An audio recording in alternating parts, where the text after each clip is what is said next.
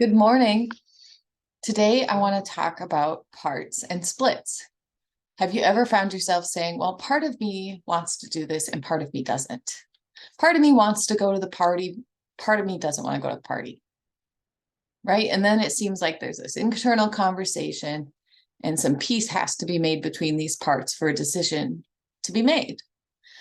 And I want to explore a little bit about where this comes from and why.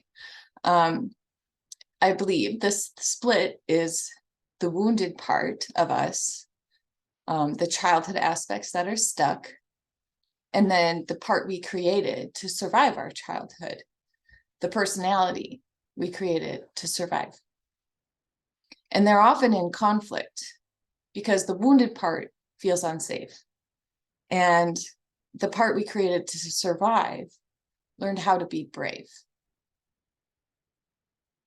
So I know a lot of people like to say like the mind and the heart aren't in alignment, but actually it's kind of like this consciousness that is you, that is who you are, had to split into polar opposites in order to survive. And then the personality you created to survive your childhood is often in direct opposition or conflict to the vulnerable, wounded part itself. It almost acts like a protector for that part. So the wounded part has one desire or fear, and fear set, and then the protector part has a completely different fear and desire set. And so often, like, this is so confusing and leaves people feeling completely conflicted within themselves, and it makes decisions almost impossible. What I want to say about that is it's completely normal, and there is something you can do about it. There's this wonderful psychological science called internal family systems therapy. There's also a lot of variations on it called like parts work and things like that.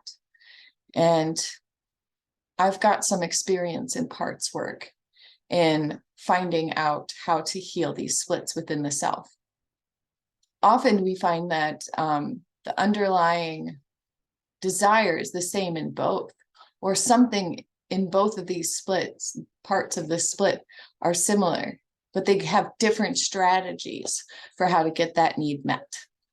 And so I want to encourage people to really just try it out. Okay. And when you find yourself saying, part of me feels this way and part of me feels this way, really get real with it and write it all down. What exactly does this part feel and why? And why does it hold these beliefs? And what is it afraid of? What are its fears and what are its desires? And then do the same with the other part. And really just look at them from an objective, central part of you.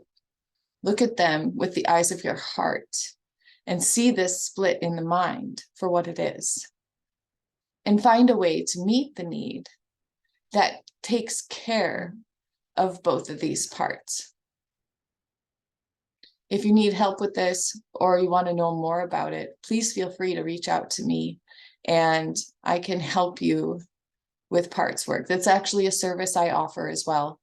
And I don't mind elaborating more about how it works and what it is and what it's for.